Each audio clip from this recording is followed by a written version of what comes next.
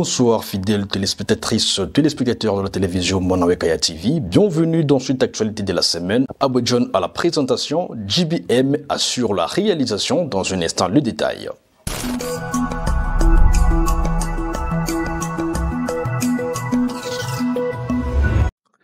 Ici, dans la ville d'Uvira, l'archevêque de Kinshasa, le cardinal Fridolin Ambongo, a procédé dimanche 18 août 2024 à la béatification de 4 martyrs religieux tués à Baraka et Fizi dans les années 1964. Reportage. Lors de la cérémonie de béatification des 4 martyrs de l'Église catholique qui ont été tués dans la rébellion mouléliste en 1964, le cardinal Fridolin Ambongo était à Uvira où il était venu avec une lettre de la confirmation donnée par le pape François depuis l'Italie où pour lui le cardinal Fridolin Ambongo a montré que la papauté reconnaît que la RDC a 4 martyrs et pour lui le cardinal Fridolin Ambongo a montré que nos leaders politiques et nos gouvernements doivent songer au dialogue afin de mettre fin aux guerres à répétition et aux atrocités qui mettent en péril la population et la population meurt du jour le jour. Pour lui, le cardinal Fridolin Ambongo a parlé que la paix soit avec tous les Congolais qui sont à l'est de la République et qui ne cessent aussi de fuir les guerres à répétition. Elle a été massacrée dans les circonstances similaires que les 4 d'aujourd'hui, c'est-à-dire la rébellion mouléliste. Tous ces bienheureux martyrs font aujourd'hui notre fierté et sont l'expression de la vitalité de notre Église. Je suis convaincu que le sang de nos bienheureux martyrs nous obtiendra le don de la paix, raison pour laquelle leur vie nous interpelle aujourd'hui. Assez de violence, assez de barbarie, assez de tueries et de morts dans le diocèse d'Uvira, à l'est de la République démocratique du Congo et sur l'ensemble du sol congolais. Mais aussi assez de morts, assez de sang qui a coulé dans notre sous-région des Grands Lacs.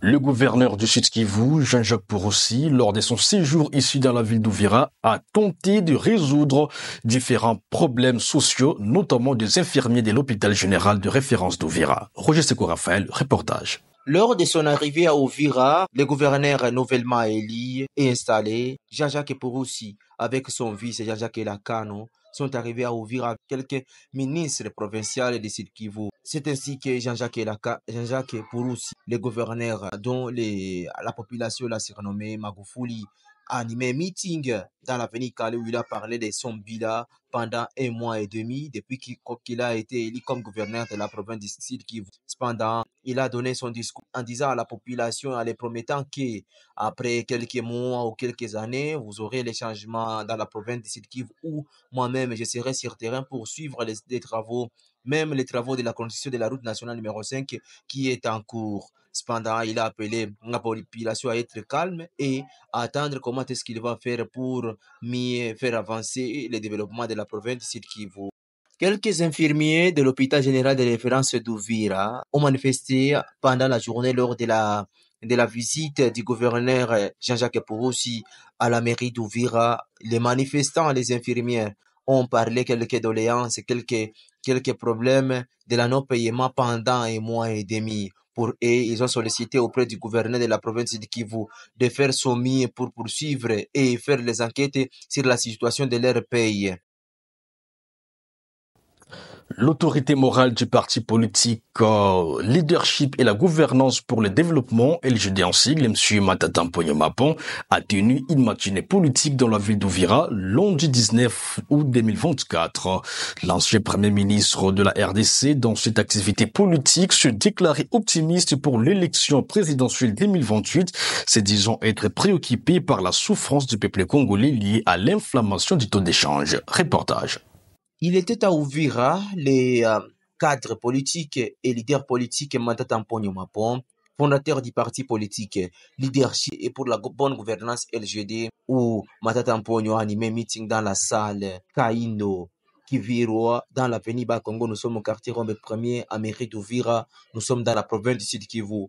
Matata Mponyo, il a parlé de son bilan depuis qu'il était premier ministre, à l'époque où le président était Joseph Kabila. Cependant, il a montré qu'à son époque, il a fait des sommiers pour stabiliser la monnaie étrangère. Mais pour lui, il est vraiment regrettable que le gouvernement en place, dont le gouvernement de l'Union sacrée, chapeauté par l'IDPS, qui ne veulent pas stabiliser la monnaie étrangère, dont les dollars. Pour lui, ce sont des faillites qui font les l'IDPS et l'Union sacrée pour faire tomber les pays qui ne veulent pas faire avancer les pays. Pourtant, il a montré même à son époque qu'il a laissé la construction de la route qui mène vers la mairie d'Uvira, où la route est bien goudronnée. Pour lui, il a montré que la route qui est en construction, la route numéro 5 et la route numéro 30, ce n'est que des poussières et ce sont des aventures qui font l'IDPS et l'Union sacrée pour tromper la population, afin qu'il gagne aussi les élections prochaines en 2028.